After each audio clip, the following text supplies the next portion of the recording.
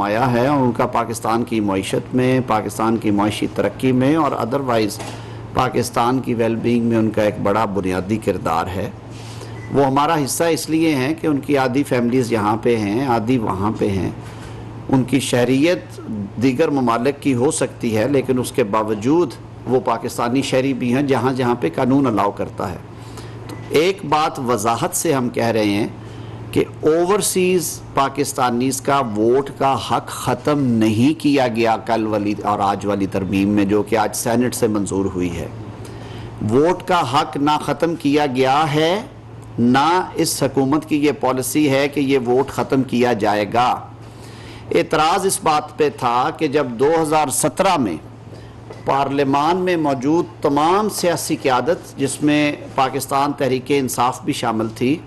جس میں G D A جو آج ان کے اتحادی ہیں وہ بھی شامل تھے، جس میں شیخ رشید صاحب حالانکہ ان کی صرف ایک سیٹ تھی، ان کو بھی 2017 کی جو الیکشن اصلاحات ہیں ان کو رکنیت دی گئی کہ پارلیمان میں موجود تمام جماعتوں کی رکنیت ہونی چاہیے اس کمیٹی میں۔ اس کمیٹی نے 103 سیشنز کیے تھے اور ایک مفصل رپورٹ تیار کی، جس کے بعد 1976 کا جو الیکشن کا قانون تھا، ریپرزنٹیشن آف پیپلز ایکٹ، اس کو ریپیل کر کے 2017 کا انتخابی ایکٹ جو ہے وہ متعارف کرایا گیا اور اس میں کہا گیا کہ الیکشن کمیشن آف پاکستان بیرون ملک بسنے والے پاکستانیوں کے ووٹ کو وہاں سے کاسٹ کرنے کے انتظامات کرے گا۔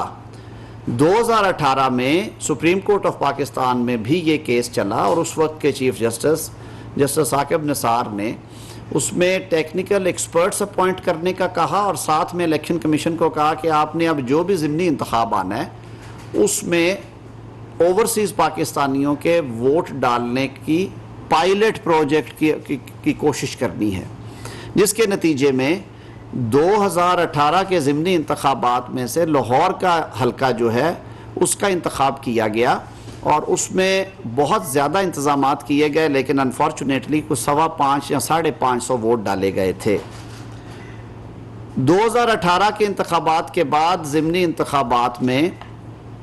اس وقت جو حکومت تھی اس وقت انہوں نے کبھی الیکشن کمیشن کو دوبارہ پریس نہیں کیا کہ آپ اوورسیز کا ووٹ جو ہے وہ جو پائلٹ پروجیکٹس ہونے تھے اس کے لیے تحرک کریں۔ باہر کیف الیکشن کمیشن نے جو اسپینش ایک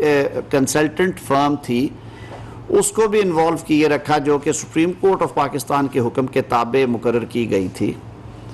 وہ اپنی رپورٹ مرتب کر کے بھی آئے اور انہوں نے کہا کہ ایک بلاک چین ٹیکنالوجی ہے جو کہ انشور کرتی ہے کہ کسی سٹیج کے اوپر اگر انٹرنیٹ ووٹنگ ہو رہی ہے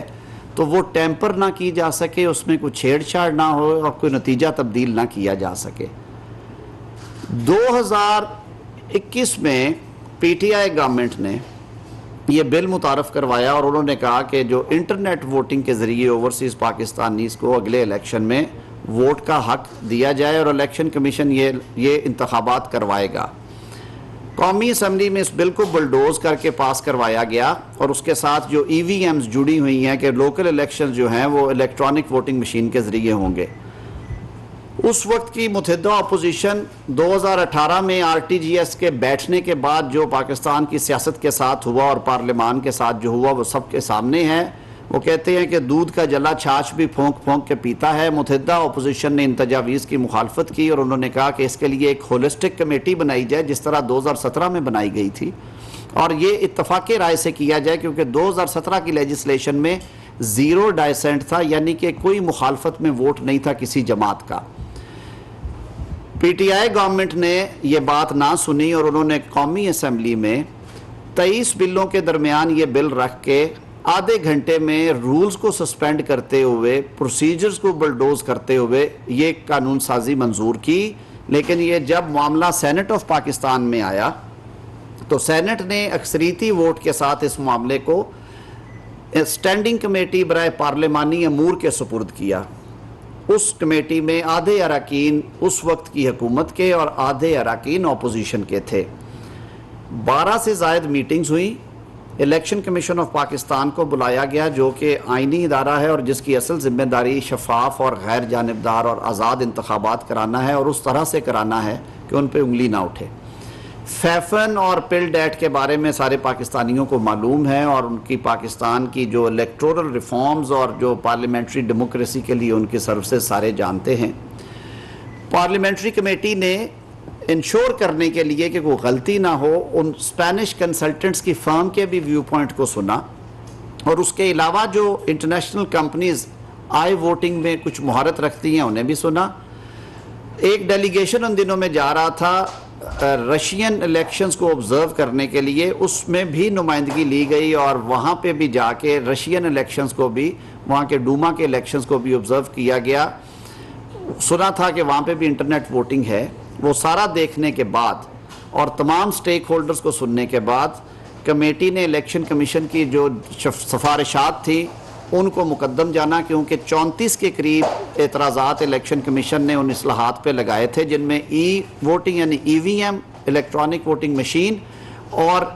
بیرون ملک پاکستانیوں کا میڈیم کے ووٹ ڈالنا کس طرح ہے انٹرنیٹ کے ذریعے یا ادروائز، اس کے بارے میں انہوں نے اپنی مختلف اعتراضات سامنے رکھے تھے۔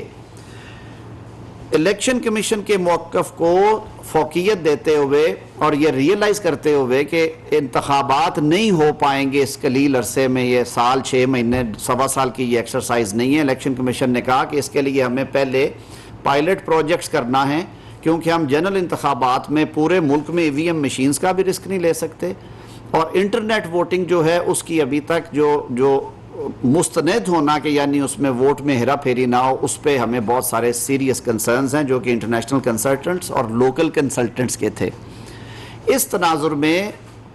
اسٹینڈنگ کمیٹی برائے پارلیمانی امور، جس میں سینیٹر کامران صاحب بھی بیٹھتے رہے ہیں ہمارے ساتھ، سینیٹر تاج حیدر صاحب تھے، سینیٹر علی ظفر صاحب تھے، اس میں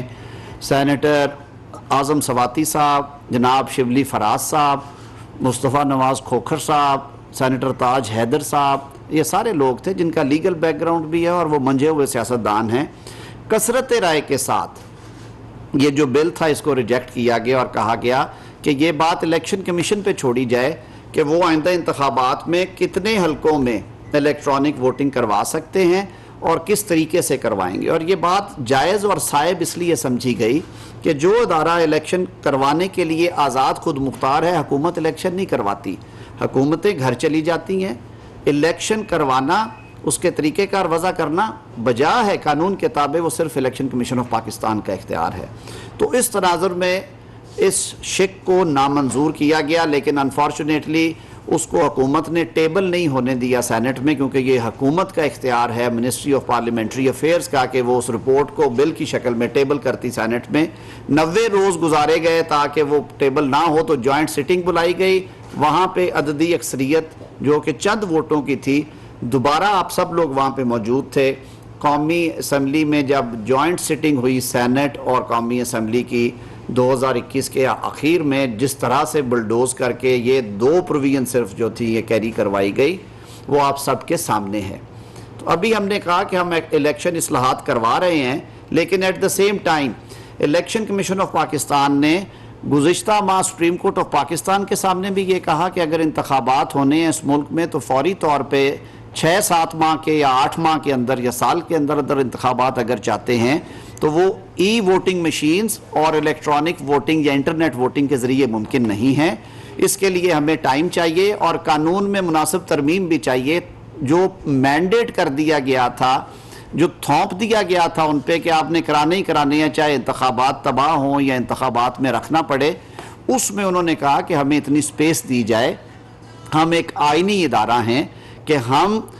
انتظامات کے کیپیسٹی کے مطابق ماڈرن ڈیوائسز کا استعمال کریں۔ رہی بات آج جو قانون رائج الوقت ہے، نہ اس میں انٹرنیٹ نہ اس میں اوورسیز ووٹرز کو حق رائے دہی سے محروم کیا گیا۔ جو بل پاس ہو کے اس کو ریپیل کر رہے ہیں اور وہ بھجوائے جا رہے ہیں اسینٹ کے لیے، نہ جو کل اور آج میں بل پاس ہوئے ہیں قومی اسمبلی اور سینٹ سے، ان میں بیرون ملک پاکستانیوں سے حق رائے دہی لیا گیا ہے۔ یہ بالکل جھوٹا پروپیگنڈا ہے۔ رہی بات EVM مشینز کی، تو اس میں بھی ہم نے کہا ہے کہ الیکشن کمیشن ضرور یہ طریقہ کار استعمال کرے، لیکن اپنی پالیسی کے مطابق الیکشن کمیشن کا یہ کہنا تھا کہ جس ملک میں لوگ A T M machine use کرنے کے لیے انہیں 15 سے 20 سال لگے، اور یہ میرا اپنا تجربہ سنی ہوئی بات ہے، بے نظیر انکم سپورٹ میں جو غریب لوگوں کو 4,000 یا 5,000 ملتا ہے، وہ اے ٹی ایم مشین سے نکلوانے کے لیے کئی جو بزرگ عورتیں اور مرد ہیں وہ ایجنٹس کو 200 سے 300 روپیہ دیتے ہیں۔ تو ووٹ تو پھر ایک اور اس سے اگلی سٹیج ہے۔ میرا ذاتی خیال بھی یہ ہے کہ ہمارے ملک میں جو انٹرنیٹ کنیکٹیوٹی کے مسئلے ہیں، دور دراز علاقوں میں بجلی کی سپلائی اور وہ ساری چیزیں، اور جو لاکھوں کی تعداد میں پولنگ سٹاف ہے ان کی ٹریننگ ان مشینوں پہ کروانا، اور پھر مشین کی اتھینٹسٹی کے یہ واقع ہی اس میں کوئی کسی قسم کی خرابی نہیں پڑے گی، یہ ساری باتیں الیکشن کمیشن نے اسیس کرنے کے بعد یہ کہا کہ مشین پہ اگر آپ الیکشن لے جانا چاہتے ہیں تو اسے بھی آپ درجہ بدرجہ کریں۔ تو ہم نے نہ یہ کہا ہے اس قانون میں کہ مشین استعمال نہیں ہو سکتی، بلکہ یہ معاملہ الیکشن کمیشن پہ چھوڑا کہ آپ پائلٹ پروجیکٹس کر کے آپ تسلی کریں، اور آپ جس انتخاب میں چاہیں یہ الیکٹرانک مشین کا استعمال کر سکتے ہیں۔ تو یہ بڑی کلیئر پوزیشن ہے، اس پہ یہ وضاحت کرنا آپ سب لوگوں کے سامنے بہت ضروری تھا، کیونکہ ادھر سے تو یہ ایک متواتر کل سے یہ پریس میں بھی اور جو وہ ٹویٹر پہ سوشل میڈیا پہ ایک طوفان برپا کیا ہوا ہے پی ٹی آئی کے لوگوں نے کہ جی اوورسیز پاکستانی سے ووٹ ڈالنے کا حق چھین لیا گیا ہے۔ ہم نے بلکہ انہیں یہ حق ان کا انٹیکٹ رکھنے کے ساتھ ساتھ ایک اور تجویز ہے اتحادی جماعتوں کی جو کولیشن گورنمنٹ ہے ہمارا، بلکہ یہ ہماری توقع ہے کہ عمران خان صاحب جو کہ ہمیشہ بات کرتے ہیں صرف پولیٹیکل پوائنٹ سکورنگ کے لیے، وہ اس کو چھوڑیں۔ اگر وہ واقعی درد دل رکھتے ہیں بیرون ملک پاکستانیوں کے لیے تو آئیں اسمبلی میں آ کے ہم آئینی ترمیم لا رہے ہیں، جس میں ہماری یہ خواہش ہے کہ جو اصلاحات کمیٹی ہے اس کے سامنے یہ ایجنڈے پہ ہے، وہاں سے یہ منظور ہونے کی قوی امید ہے کہ جو بیرون ملک پاکستانی ہیں ان کو اسمبلی میں بھی نمائندگی دی جائے۔ اس کے لیے ظاہر ہے آپ کو آئینی اصلاحات میں وہ پروویژنز چینج کرنا پڑیں گی جس میں ان کے ڈیول نیشنلٹی کا معاملہ ہے، لیکن اگر کوئی ان میں سے دوست اپنی نیشنلٹی وہاں کی چھوڑ کے پاکستانی نیشنلٹی رکھ کے اس کوٹا سے الیکشن لڑنا چاہے تو اس کے لیے جو الیکشن اصلاحات کی ایک جامع کمیٹی اس وقت ہے وہ کام کر رہی ہے۔ پی ٹی آئی کو بھی چٹھی لکھی گئی ہے، ان کی طرف سے کوئی نمائندگی نہیں آ رہی، نہ سینٹ کی طرف سے نہ قومی اسمبلی کی طرف سے۔ تو ایک طرف تو یہ سنجیدگی، ہم تو کہتے ہیں کہ آپ ووٹ کا حق تو ہے ہی ہے ان کے پاس، ہمارے بہنوں اور بھائیوں کے پاس، ہم تو انہیں قومی اسمبلی سینٹ میں نمائندگی بھی دینا چاہتے ہیں کہ ان کی سیٹس ہوں، ان کا کوٹا ہو۔ مشرق وسطیٰ ہے، اس کی سیٹ ہے، 2 زونز میں جائے، جو بھی وہ تو ڈیٹی گریٹیز ہیں۔ ایک اور چیز جو الیکشن کمیشن نے ہمارے سامنے رکھی، انہوں نے کہا کہ جو بیرون ملک تارکین، جو بیرون ملک سمندر پار پاکستانی ہیں ان کے ووٹ میں مشرق وسطیٰ میں ملینز کی تعداد میں ہمارے دوست جو ہیں وہ مقیم ہیں، جو کہ زر مبادلہ بھی کماتے ہیں اور وہاں محنت مزدوری کر کے اپنا گزارا کرتے ہیں۔ مشرق وسطیٰ کے بہت سارے ممالک نے لکھ کے ریفیوز کیا کہ ہم ان کو ووٹ ڈالنے کی ارینجمنٹس نہیں کر سکتے سفارت خانوں میں یا دیگر جگہوں کے اوپر۔ یہ ایسی ایکسرسائز ہے جو کہ ان کے مقامی قوانین کے مطابق اس میں کچھ پیچیدگیاں تھیں۔ یہ ساری باتیں آن ریکارڈ ہیں، تو ان کو سامنے رکھتے ہوئے یہ فیصلہ کیا الیکشن کمیشن نے کہ انتخابات متاثر ہو جائیں گے اگر یہ مناسب ترمیم نہ کی گئی، اور یہ ترمیم جس طرح سے کی گئی تھی وہ سب آپ کے سامنے تھی، اس لیے آج آپ کو زحمت دی۔ تو فیصل صاحب آپ کچھ ایڈ کرنا چاہیں؟ اب نیب کے بارے میں، نیب میں دیکھیے جی، نیب قوانین ایک عامر نے سن 2000 میں 99 میں انٹروڈیوس کروائے۔ سارے ملک کے سامنے ہے جو تاریخ ہے نیب قوانین کی کہ کس طرح 99 2000 2001 2 میں انہیں استعمال کیا گیا پولیٹیکل انجینئرنگ کے لیے۔ پوری پارلیمان کو مینج کرنے کے لیے لوگوں کو نیب نے اٹھایا، ان کی وابستگیاں تبدیل کروائیں۔ اس ٹائم پہ ہمیں یاد ہے کہ پاکستان پیپلز پارٹی میں ایک پیٹریوٹ گروپ بنوایا گیا، اور وہ تمام لوگ تھے جن کو نیب کے شکنجے میں کس کے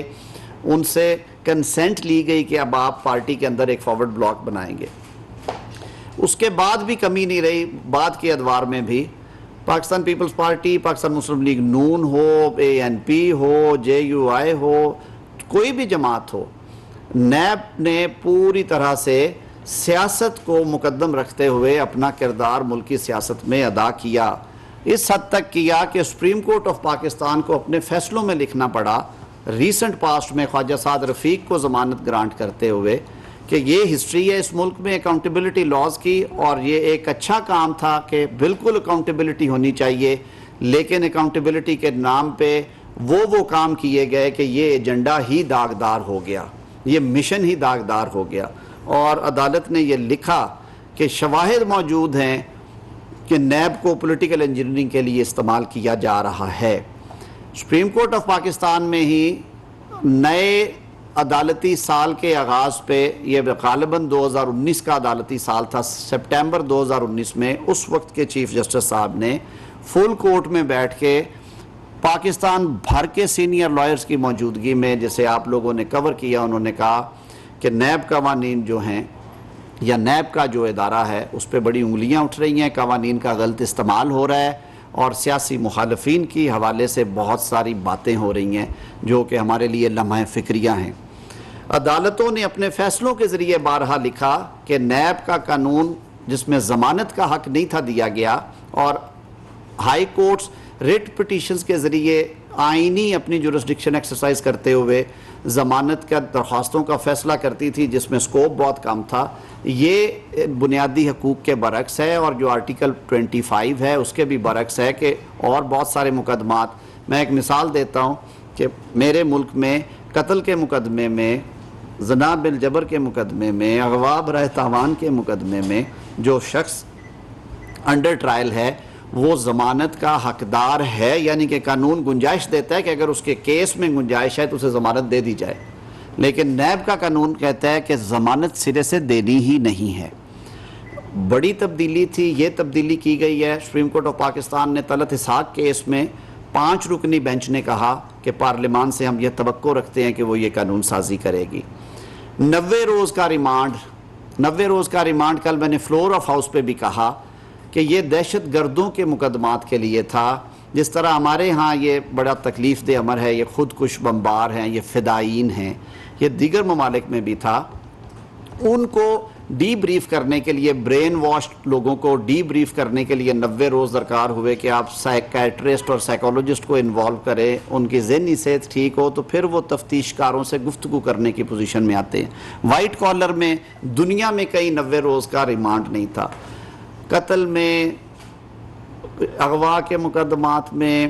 ہرٹ کے کیسز میں، سیریس فراڈ میں، یہ سارے وہ انسٹانسز ہیں، رابری میں، سب میں 14 دن کا ریمانڈ پورے ملک میں ہے، تو اس کو سی آر پی سی سے ہم آہنگ کر کے وہ 14 دن پہ کیا گیا۔ نیب کا قانون بنایا گیا ملک سے رشوت اور رشوت ستانی ختم کرنے کے لیے، لیکن انفارچونیٹلی اس کی آڑ میں سرکاری ملازمین کو اس حد تک ہراساں کیا گیا کہ ہماری بیوروکریسی نے کام کرنا چھوڑ دیا، ہمیں اربوں ڈالرز کے نقصان ہوئے پریکیورمنٹ میں۔ آپ کو ایون جب یہ کووڈ کی وبا پھیلی تو این ڈی ایم اے کتابیں جب پریکیورمنٹس ہو رہی تھی تو آفیسرز نے سائن کرنے سے انکار کر دیا کہ جی ہم نیب نہیں بھگت سکتے۔ پی ٹی آئی سرکار نے پھر ایک مفصل پیکج تیار کر کے تجاویز دی کہ صرف مس یوز آف اتھارٹی یا اختیارات کے استعمال میں غلطی جو ہے، جب تک کرپشن نہیں ہوگی اس میں یہ جرم نہیں ہے۔ اسی طرح اثاثوں کے حوالے سے بہت سارے لوگ جو ہیں وہ اپنے اثاثے ڈکلیئر کرتے ہوئے جو ڈی سی ریٹ یا رجسٹری اماؤنٹ، جو رجسٹری کے اندر اماؤنٹس ہوتی ہیں وہ کرتے ہیں، اس پہ نیب پکڑ لیتی تھی کہ جی یہ اس سے اماؤنٹ اس سے نہیں مل رہی، یہ حساب کی غلطی ہے لیکن یہ جرم ہے۔ نیب پورے کو پڑھے، سپریم کورٹ ہائی کورٹس کی ججمنٹس ہیں کہ یہ ثابت کرنا ضروری ہے کہ پیسہ جو ہے وہ کرپشن اور کرپٹ پریکٹسز سے بنایا اور پھر اثاثہ بنا، اس کو چھوڑ دیتے تھے۔ وہ ترمیم ڈالی گئی کہ آمدن سے زائد اثاثے وہ جو رشوت ستانی سے بنائے ہیں، ادروائز کوئی ڈسکریپنسی ہے تو وہ ایف بی آر دیکھے یا ریلیونٹ ادارہ دیکھے۔ اسی طرح 30 دن میں جی ٹرائل ختم ہونا چاہیے، یہ ایک ایسی معذرت کے ساتھ منافقانہ پالیسی تھی جس پہ آج تک عمل نہیں ہوا، کیونکہ جو نیب ریفرنسز میں جس حد تک ڈاکومنٹس اور وہ انوالو ہوتے ہیں یہ کام ہو ہی نہیں سکتا۔ اس کو ہم نے 30 دن کو 1 سال دیا عدالت کو۔ عدالتوں کی یہ تجاویز تھی کہ مناسب وقت فراہم کیا جائے۔ اپیل 10 دن میں دائر کر لی ہے، بندہ جیل میں ہے، اس کی بیوی بچے ڈھونڈتے پھر رہے ہیں، جی وکیل کرنا ہے، کاغذ پورے کرنے ہیں، انہیں 30 دن کی مہلت دی ہے۔ اسی طرح جو گرفتاری تھی وہ چیئرمین صاحب کا فرد واحد کا اختیار تھا بادشاہ سلامت کا کہ وہ جس کو چاہیں آرڈر کریں، جس کو چاہے نہ کرے، اس کو سٹرکچر کیا اور اس میں گراؤنڈز دیے ہیں کہ جو سپریم کورٹ آف پاکستان نے ریسنٹ ججمنٹ میں غلام حسین کیس میں 7 رکنی بینچ نے کہا کہ گرفتاری عام طور پہ نہیں ہونی چاہیے جب تک کہ یہ گراؤنڈز نہ ہو، وہ گراؤنڈز جو ہیں ان کو ری ایٹریٹ کیا گیا، اور اس کے علاوہ ایسی ترامیم کی گئی ہیں جو بینیفیشل ہے۔ مثلا انہوں نے کہا کہ ریٹائرڈ ججز کو فیڈرل گورنمنٹ اپوائنٹ کر دے گی۔ اب دیکھیں، اگر ریٹائرڈ جج صاحبان کو جس تنخواہ پہ وہ ریٹائر ہوئے ہیں اس سے 10 گنا زیادہ یعنی کہ 10 لاکھ تنخواہ مقرر کر دی گئی نیب کے اکاؤنٹیبلٹی کورٹ کے جج کی، اور وہ بھی ریٹائرمنٹ کے بعد، اور فیڈرل گورنمنٹ نے اپوائنٹمنٹ کرنی تھی، ہم نے وہ ختم کیا ہے۔ ہم نے کہا نہیں جی، یہ متعلقہ ہائی کورٹ کے چیف جسٹس صاحب اپوائنٹ کریں گے، اس کو صرف نوٹیفائی فیڈرل گورنمنٹ کرتی ہے، اور ان کی تنخواہیں وہی ہوں گی جو حاضر سروس ججز کی ہیں، کیونکہ وہ ہیں حاضر سروس جج۔ تو اس قانون کے تحت کوئی ریٹائرڈ سیشن جج یا کوئی ڈائریکٹ شخص جو ہے، کوئی بھی وکیل یا شخص جو ہے وہ ڈائریکٹ نہیں لگے گا۔ جو حاضر سروس سیشن جج صاحبان ہیں انہیں اس صوبے کے متعلقہ صوبے کے چیف جسٹس صاحب مقرر کریں گے، تاکہ جو عدلیہ کا انتظامیہ سے سیپریشن کا کانسیپٹ ہے، عدلیہ کی آزادی کے حوالے سے وہ وائٹل ہے، اس پہ کوئی حرف نہ آئے۔ تو اس طرح کی ترامیم ہے، ہم سمجھتے ہیں کہ یہ وہ ترامیم ہے جو پچھلے 20 سالوں میں لوگوں کو غلط مقدمات میں فریم کرنے سے بچانے کے لیے ضروری تھی۔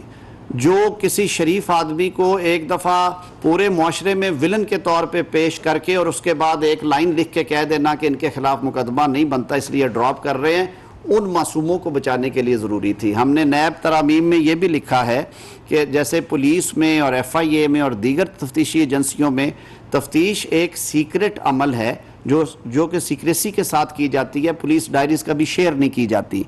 نیب نے ایک وتیرہ بنا رکھا تھا کہ جب بھی کوئی کیس شروع کرتے تھے، اگر اس شخص کو زیادہ بدنام کرنا ہوتا تھا تو نیب کی طرف سے اعلامیہ جاری ہوتا تھا کہ جی یہ چیزیں نکل آئی ہیں، یہ اب نکلنا باقی ہیں، یہ برآمدگی ہو جائے گی اور یہ برآمدگی کرنا باقی ہے۔ ہم نے کہا کہ یہ کوئی پریس سٹیٹمنٹ، پریس ریلیز نہیں نکلے گی جب تک نیب اپنی تفتیش مکمل نہیں کر لے گی۔